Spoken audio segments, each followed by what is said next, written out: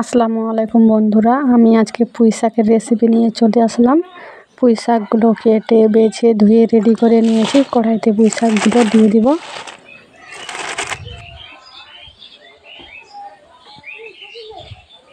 মুসুর ডাল আমি ভিজিয়ে রেখেছিলাম, মুসুর ডালগুলো দিয়ে দিব।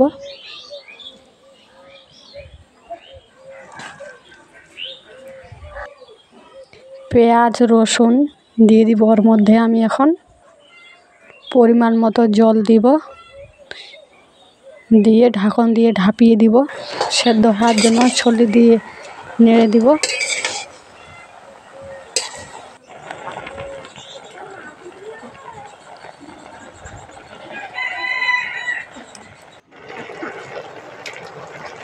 শাকটা সেদ্ধ হয়ে যাচ্ছে, লবণ দিয়ে দিলাম। ভালো করে লবণটা মিক্স করে নেব। শাকটা প্রায় সেদ্ধ হয়ে আসলো।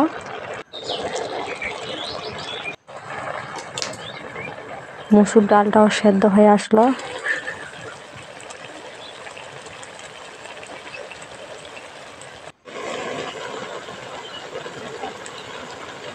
বাটিতে করে তুলে নিব।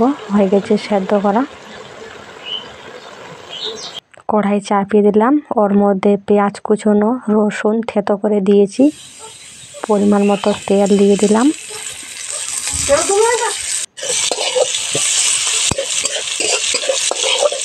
ছলি দিয়ে নাড়তে হবে পেঁয়াজটাকে। বাদামি কালারের ভাজবো পেঁয়াজটাকে। ওর মধ্যে জিরা, আদা রসুন জিরা বাটা, 1 চামচ হলুদ, 1 চামচ লঙ্কার গুঁড়ো, 1 চামচ লবণ পরিমাণ মতো দিয়ে দিলাম। মশলাটা একটু কষে নিব ভালো করে।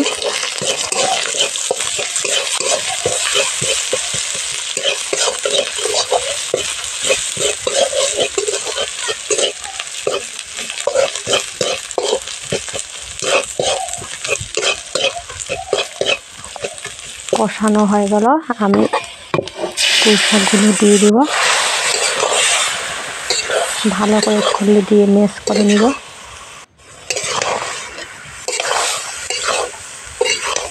পুঁই শাকের যেটা জল আছে সেটা শুকিয়ে দিব।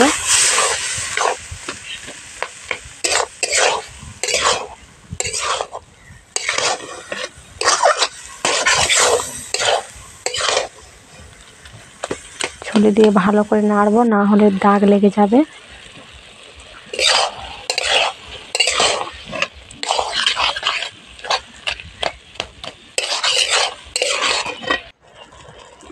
শাকটা আমার প্রায় হয়ে আসলো, বাটিতে করে তুলে নিব।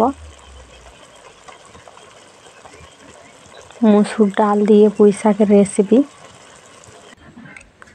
আপনারা অবশ্যই ট্রাই করে দেখবেন, দারুণ লাগবে খেতে।